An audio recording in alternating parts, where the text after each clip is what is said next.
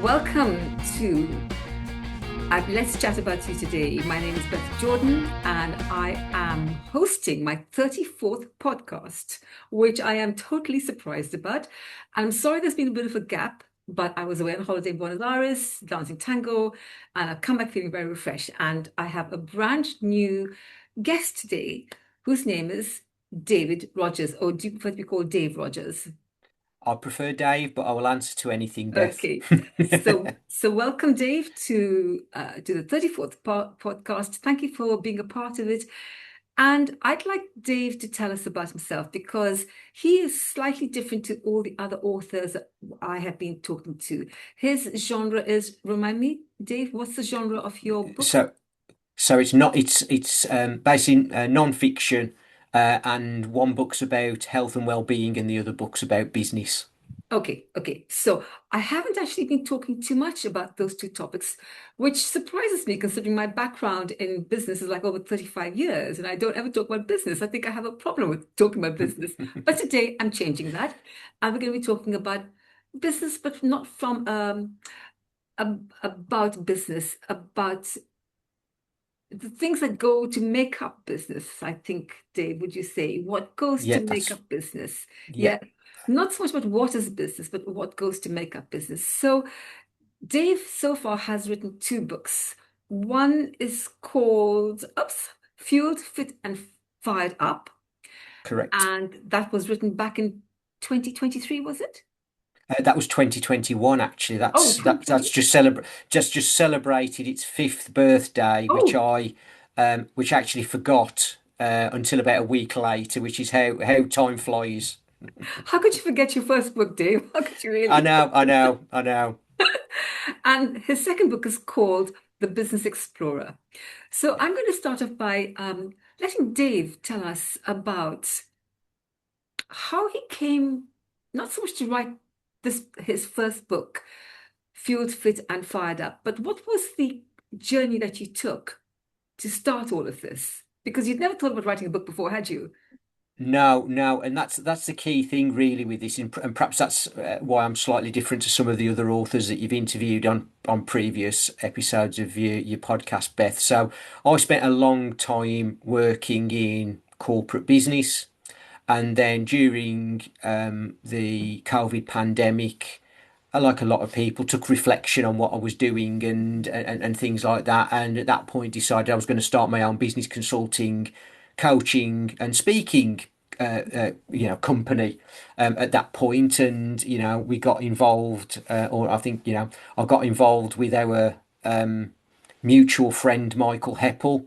Michael had done a lot of work with a previous business I'd worked for, and I'd followed his work, and I Ah, joined a Facebook group called How to Be Brilliant oh during yes, I during remember the early that. part of 2020. Yeah. And then that sort of morphed into a few other pop-up groups during the summer. And then he launched something called Write That Book Yeah. Masterclass. And as you quite rightly pointed out, at that point, I had got no intention of writing a book.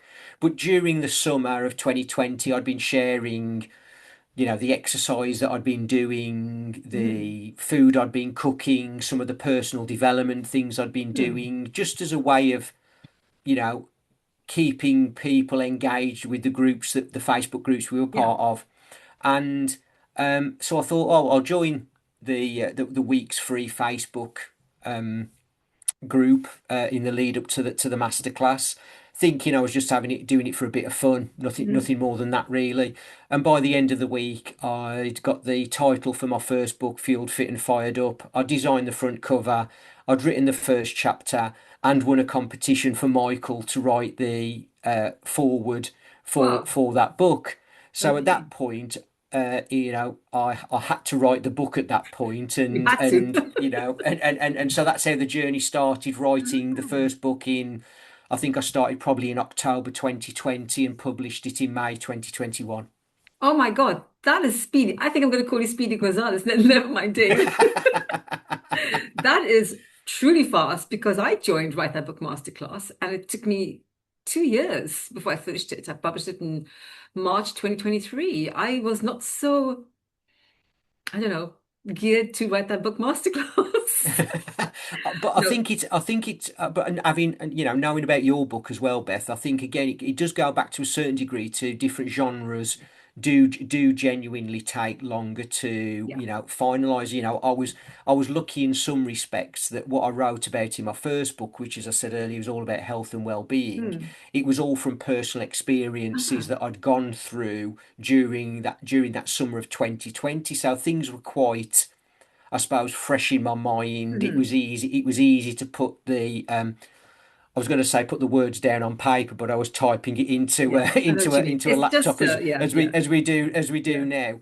But yeah, and I think that that certainly helped. And alongside, you know, let's be honest, at that point, you know, whilst I was still working, you know, I was very regimented as I've been with my second book as well, about saying, right, I'm going to put 2 hours aside every day, and that time is for working on the book. So yes. whether it be writing, editing, reading other books, learning new things, you know, designing covers, you Hmm. know, all of those sorts of things. And I think that process, which is something I've done throughout my, you know, corporate career, I've been very good at time management and planning and, you know, Yeah. sort of those sorts of things. I think it just lent itself to enable me to write the first book so Yes. relatively quickly, I suppose. Yeah. Because I think that is quite hard for when somebody's first getting into the life of writing, is that discipline. And Mm. I go through phases of being very disciplined, and then I have breaks, and I regret the breaks I take because I lose that momentum. And I Yeah. think, oh no, no, I've got to get back into it again. So thank you for that, because I think it's a very important part. In fact, I didn't mention anything about the channel, but never mind. I can do that at the end.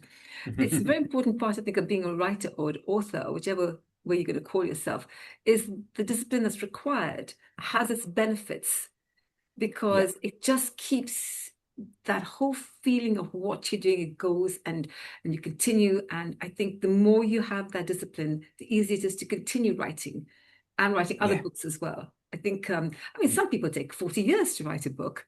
Yeah. You know, I Yeah. think Angela's Ashes, I've forgotten the name of the author at the time being. I think that took him a long, long time. But anyway, Mm. just let's get back to you. So you wrote this book based on your own experiences during COVID.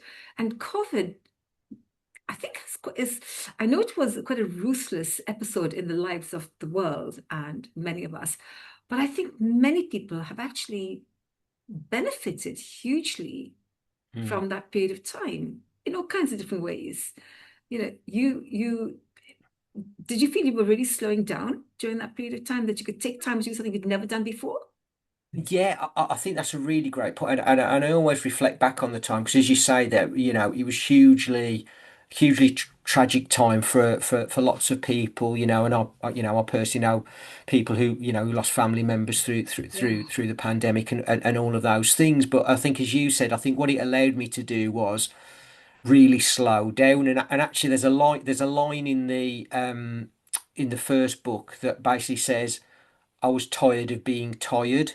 Yes. And I think that on again on reflection, you know, 6 years later since COVID, is I think there was an element of, whether you want to call it burnout or mental health pressure, Mm, from having spent so long working in high mm, pressurized corporate environments, that, you know, these things happen, that actually that decompression that happened from having time to think about things during COVID, I think A, certainly helped me formalize moving mm. into a different Yeah. environment professionally and work wise, and taking the leap to Yeah. start my own business. But Yeah. also it allowed me to and allowed others to as you say, experience new things, and whether Mm. it be the health journey that I went on, or, you know, people starting a new hobby that's now turned into a business or a Yeah. side hustle or whatever Yeah. you want to call it. I Yeah. think definitely that time for a lot of people, I Mm. think, made people reflect on where they were in life, and Yes. has enabled, you know, a number of people to move in a different direction. Yeah. Because it's very surprising, thinking about Michael Heppel, who is a very well-known author, has written many books, and I think he's won awards as well, hasn't he? For some of his Yes, books. yeah. he's starting to write that book masterclass. When I look back at the Facebook page, the groups, and see how many people actually joined and have written a book based on his Yeah, on his enthusiasm and his ability to really get them fired up. Part of what yeah. you've written, all fired up and got excited. They never thought they'd write a book. And I haven't not, so many people have interviewed authors.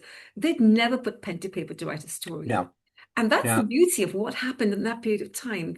You know, if we hadn't had that period of time, I wonder if you would have written that book or I would have written or all the other authors. I mean, there were hundreds of people who joined Yeah. to write that book masterclass. And they published. And I think we touched upon something a little earlier about what it is when you have. I was going to come to that later, but I'll talk about it now. When you have written you've written that first book, how did it make you feel? You've been a corporate It, man.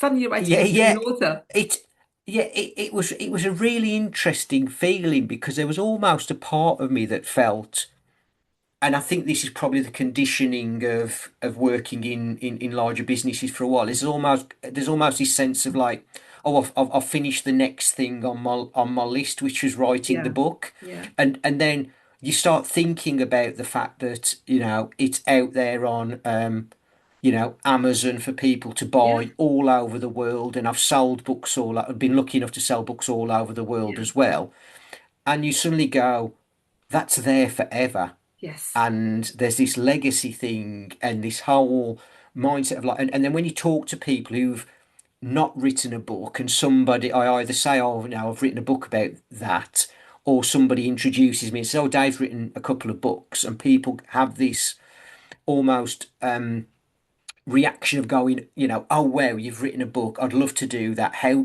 that must have, that, well, we've yes, just discussed about how much time it must take and the research and all of mhm, those sorts of things. And you all of a sudden, probably 6 months later after publishing the book, you all of a mhm, sudden realize how big a thing it is, yes, and how proud we should all be yeah, as authors and writers of whatever we put out into the yeah, world, yeah. as having the confidence in our own words to share it Mm. with people, And it's not and only whether it and yeah. it's not only the confidence, it's I think is it Michael Heppel who actually said that writing a book becomes like a business card? Did he Yes, say that? yeah, I'm sure I remember yes, him he saying, did. and it's one of the best business cards ever because the reactions that I get from people often is one of awe. They Mm, are in awe that anybody's had the ability or the time or the energy, whatever it is, to write and collate all those thoughts and ideas and words and put it down. And it ends up could be 80,000 words. I asked a group of people to write 5,000 words for a new anthology of stories, and they mm, literally gasped, 5,000 words. Oh my God, I could never write 5,000 words. But when you think, if you write a novel or fiction or self-help book, yeah, whatever, 80,000 words is a lot of words. And you have to be careful yeah. that they don't repeat themselves as well. So you're going to have to try and find Yeah. 80,000 new words at least. That's yeah, and I think that's the again, going back to your point about the time investment it takes to produce and write and author a book, is that bit about then going back and being very self-critical about the words that you've written, and I think that's applicable whether you're writing, sort of books like yours that are semi biographical, or Mm, non-fiction books like me, or whether it's a children's book or whether it's a full fiction mm, book. It doesn't really matter. That ability to go back and go, I'm not padding this out. yes, I want to make it as useful and helpful and enjoyable a read as possible yeah, in whatever genre is really important. absolutely. So you wrote a book based upon your experiences or the new way that you were living your experiences Mm. during God. You then decided to write another book.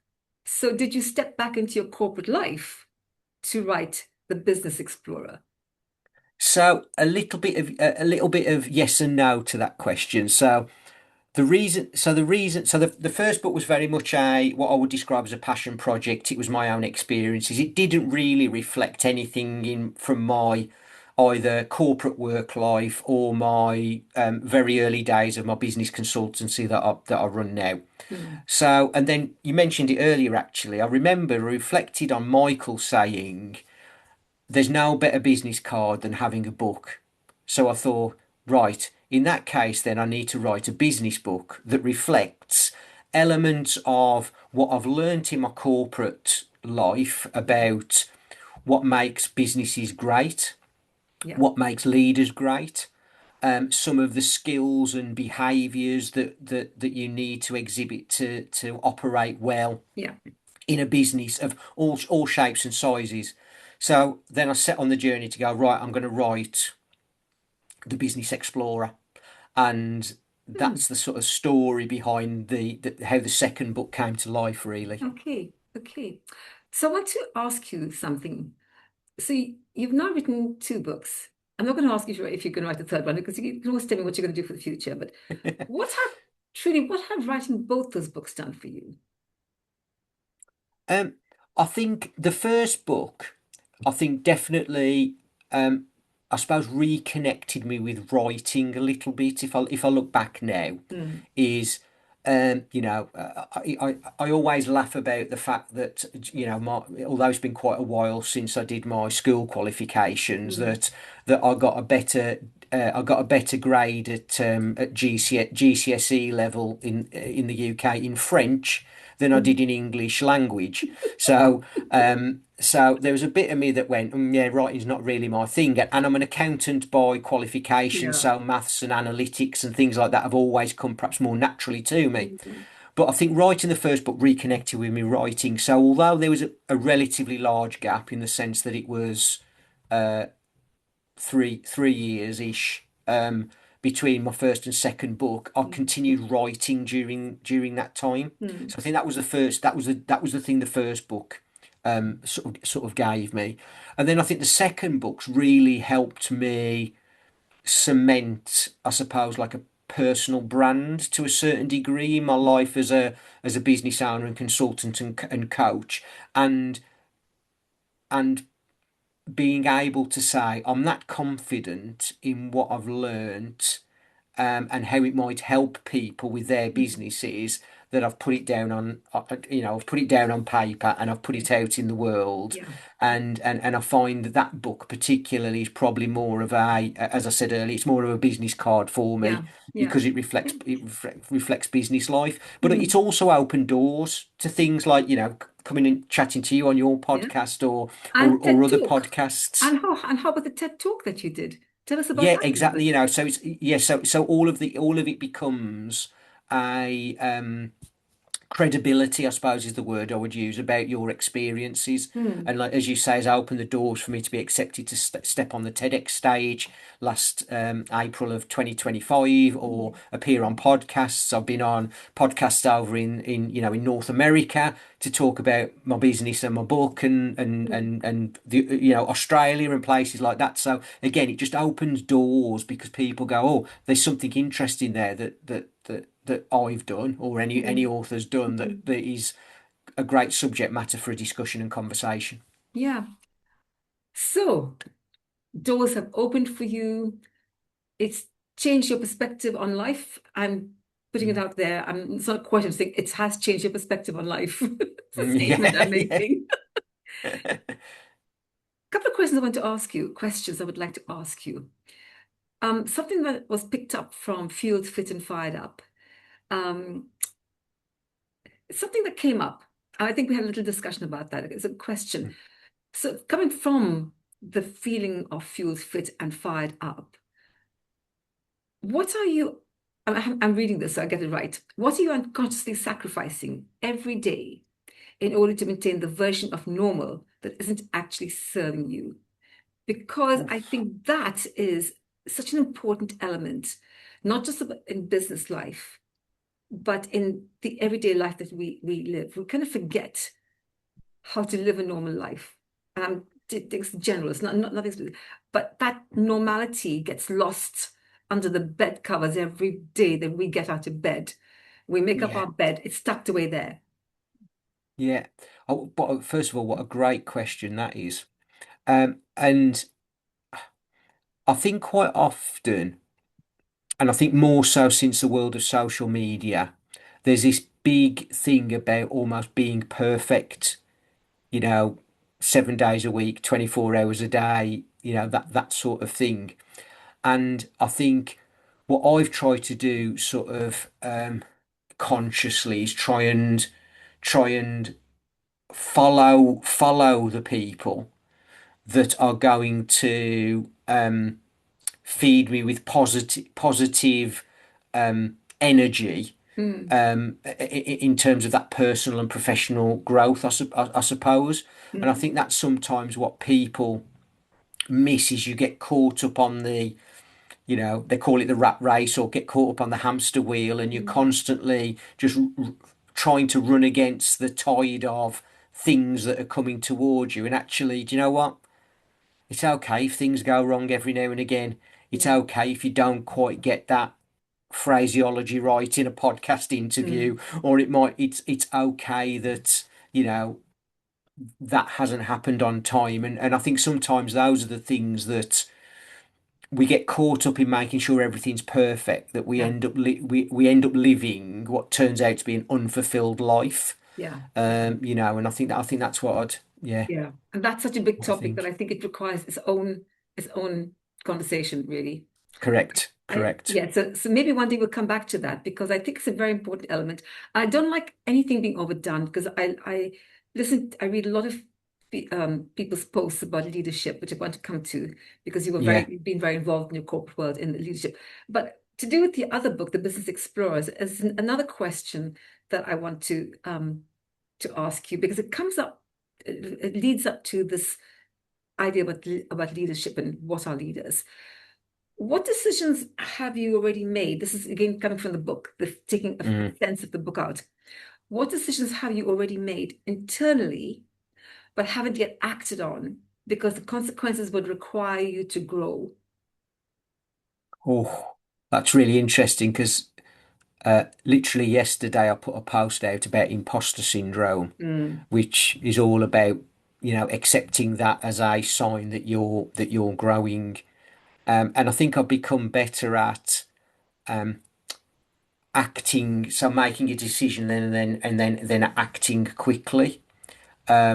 Because I think that's that bridge that you talk about quite often we'll internalize something and procrastinate about a decision, and therefore it prevents us from acting sort of quickly mm, on that particular thing. And I've for a long time now I've always said yes to things mm, before I've really yeah, thought yeah, through what the actual consequences of saying yes to that thing might be. So I yeah, suppose from my perspective, it's become natural for me to put myself into those difficult or challenging, sorry, situations. So a great example of that would be my TEDx talk.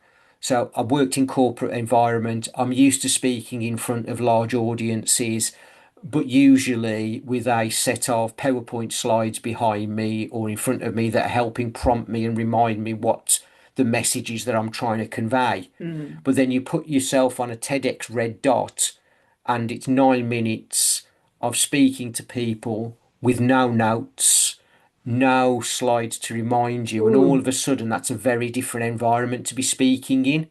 yes, But the learning process from that was incredible.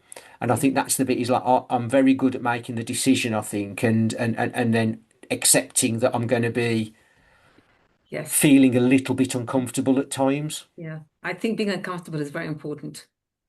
So let's I want to just touch for briefly because we have about 5, 10 minutes left. Mm. I'm enjoying this conversation. It's really Yeah. very close to my heart. I want to ask you a question to do with leadership because just a little bit of background. I do a lot of Argentine tango dancing, and I ran a business for about 35 years, and there were times when I really hated my business intensely. The sheer having to be on form all the time, the sheer having to think ahead, 1 year ahead of the products and the designs, and Mm. and because I designed clothing and bags and home fashion and always having to be ahead of the trend or in front of the trend so that when the Mm. trend comes, there I am in position. And it was very difficult to always be that kind of a boss, or Yeah. person. And from doing Tango, what I actually learned about leadership was truly insightful. So in Tango, you have a leader, the man or the woman, who will lead you Mm. in the dance, and the follower. The relationship between the two is so vital, and it's so, I think, intimate, that as I explore the relationship that I have with Tango, I was already beginning to see the relationship could be having with my business. Yeah. And I actually did a workshop on that. And by the time I came to the end of that conversation in my head and actually the workshop, it was very clear that there are certain aspects of leadership in Tango that would really help in business. And maybe you and I can have a Yeah. discussion about that on another chat. Yeah. Yeah. For you, though, I'm going to ask you this question again. When you strip away the titles of a leader and the strategies and the expectations of what a leader should look like, what have you discovered about leadership that has only been revealed through your own experiences, your own lived experiences? Um, I think there's probably two things. I think the first one is, and I quite like the idea of, as you position the question, with stripping away the titles, Mm, because I think there is a distinct difference between management hierarchy in a business and leadership, because actually anybody can be a leader in a business regardless of seniority, because leadership's about behavior and bringing people on a journey and recognizing that there are differences in people's makeup and the way that they respond and things like that. And actually you don't need to be in a management hierarchy to be a leader in that regard. So I think that's the first thing I've learned. And I suppose just building on that, the second thing would be that recognition of all of the good leaders that I have worked for or with, or I would mm, hope I exhibited as a mm, leader myself in the mm, organisations that I worked in, is recognising that every person is different. I think sometimes it's very easy to treat everybody the same because you think you are being fair and equitable and mm, consistent, but actually you've got to recognise that individuals, whether it be their learning style, yeah. their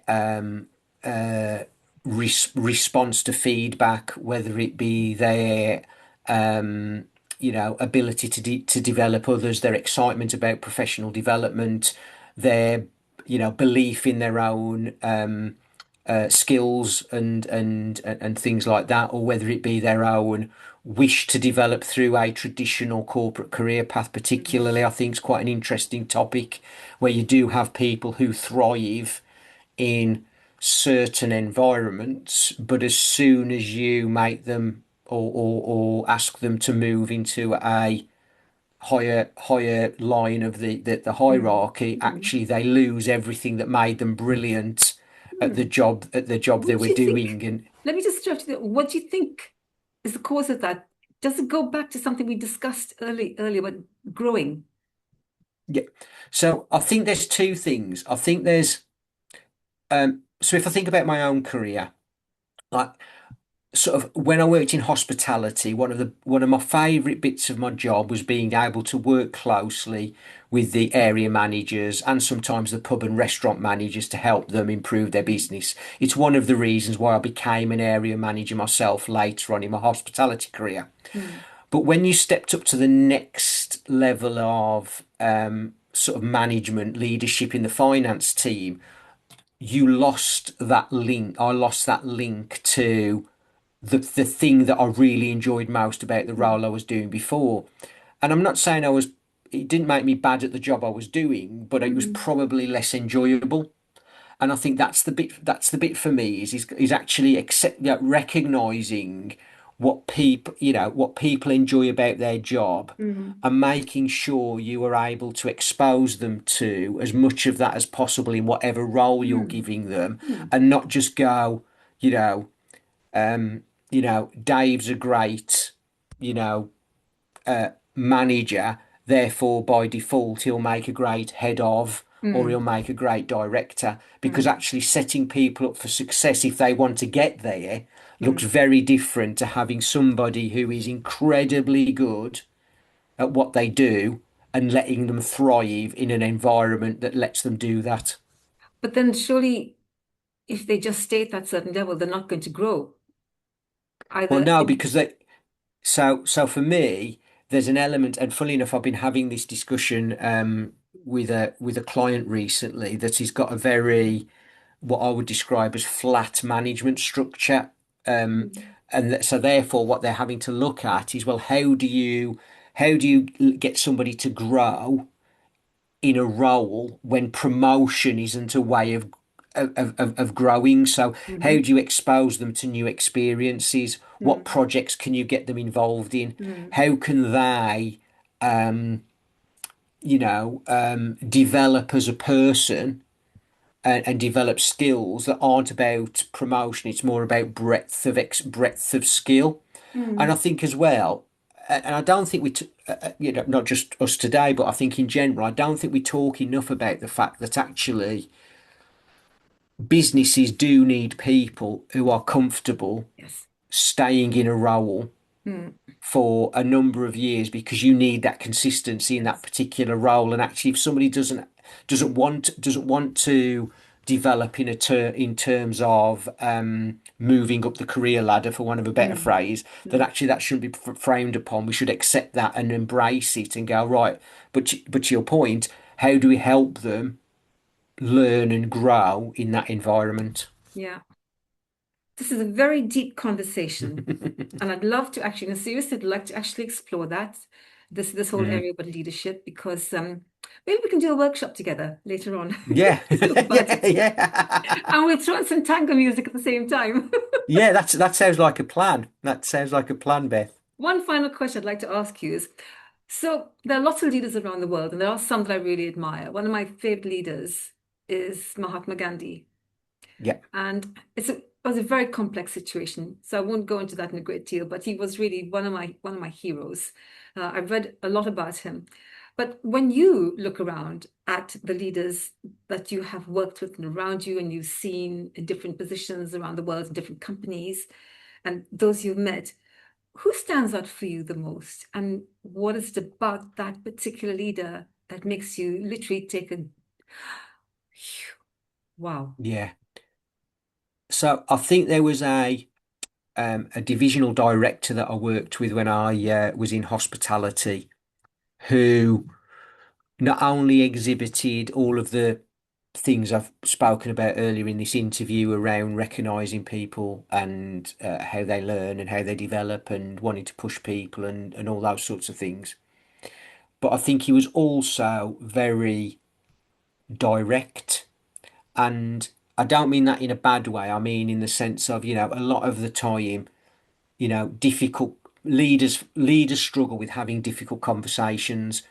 And this wasn't something that this particular leader struggled with. And because of that, I think it meant that we developed this part of the business that we worked together on um, a lot quicker than maybe we would have done if he hadn't have been as direct and having those constructive and difficult conversations with both Mm, individuals, but also with with the brand that we worked on, and a wider point. So I think that's one from a sort of my work career. And then I think I also spend a lot of time reading autobiographies from sports coaches as well. mhm, And two that immediately spring to mind from that world would be Sir Clive Woodward, who coached the England rugby team to the World Cup win in the 90s, and how he recognised that he didn't have all the answers and he wasn't the expert in all the areas he needed to mm, be. So rather than pretend that he was open enough to say I don't know, and brought people into the group who could help him, to do yeah, that. yeah. And then I think the other person as well is Sir Alex Ferguson, the Manchester United manager, because whilst he's probably but most renowned for the hairdryer treatment that he used to give to people. Actually, when you hear any of his players talk about him and what his style was like, it's all about recognizing when he needed to shout at somebody, when he Mm, needed to put his arm around somebody, when he needed to energize somebody, when he needed to calm somebody down. He was yeah, brilliant at doing that. And I think those three people, if you were able to take all of those positive qualities from those three mm, people, you would almost create the ultimate leader. yeah, And there's a lot to be said for people all around the world, sort of looking at that type of leadership style yeah. that we probably need in a world that is very disconnected and disjointed at the moment. Don't get me started on that, please. So Dave, in conclusion, where could readers, listeners, and readers buy your book currently? So both my Both. books are available on Amazon. Okay. So Fueled, Fit and Fired Up's available as a paperback, hardback, and ebook, and the Business Explorer is available just as a paperback and an ebook. If somebody wanted to, in the UK, this is unfortunately only in the UK. If somebody wanted to get a signed copy Mhm. of my book, if they go to my website, fueledfitandfiredup.com, there's a separate section about my books, and there's an option to buy a exclusive signed paperback Okay. as well. Okay. So when I do post this actual video, that information will be in the video itself. So let me Yeah. repeat it again. Okay, so Dave, thank you so much for this really wonderful conversation. I do love business, but I'm actually quite glad that I stepped away from it now. Um, the part of the business I miss the most is the traveling around the world. But I'll get back to that because I've started another new business to do with traveling. So anyway, Mm. thank you so much for joining me today.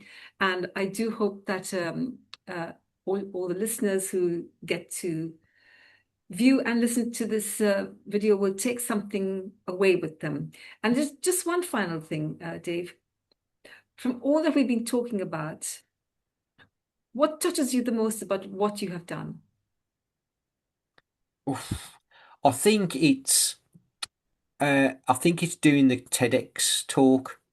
I think that when I look at what that means and that an organization as big as TED has accepted my talk, as a valid message and are willing to share it on their YouTube channel that's got something like 49 million subscribers or something ridiculous Wow. like that. I look at that and I go, wow, like nobody can take that away from me that I've stood on the red dot and Yeah. delivered a TEDx talk. Yeah. Congratulations for that. And I do hope we can have a chance to have another conversation about whatever. Let's wait and see. Yeah, Thank you so yeah. much for joining me today. And thank you everybody for joining. Really hope that you enjoyed this talk with David or Dave Rogers. Mhm. Fueled, Fit, and Fired Up and The Business Explorer are the two books that he has actually written, published on Amazon. And I think there'll be another book at some point.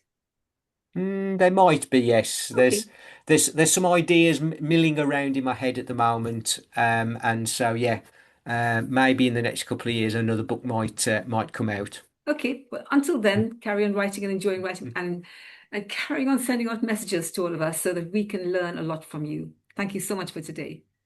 Thank Thank you you. very much for the opportunity to come and speak to you today, Beth. It's Thank been an you. absolute pleasure. I've really enjoyed the conversation. Thank you, me too. Bye for now. Bye, everybody. Bye bye. So thank you everybody for listening. And I really do hope that you enjoyed this talk with myself, Beth Jordan, and Dave or David Rogers.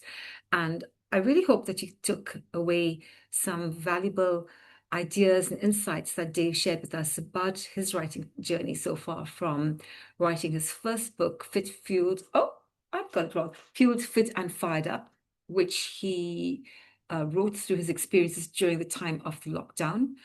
And a little couple of years later, he wrote a business book called The Business Explorer, which, as I mentioned, writing a book is in fact a wonderful business card. It's something you can present to the world. You don't even have to have it in your hand. You just talk about the fact that you've done it. And it's a great feeling. So I do hope that some of you will start to pick up a pen and start to maybe jot down some ideas and some words and let it flow. You never know where your writing is going to take you. You never know where the story that has started as just once upon a time is going to take you. So thank you once again for joining us, and bye for now. Bye.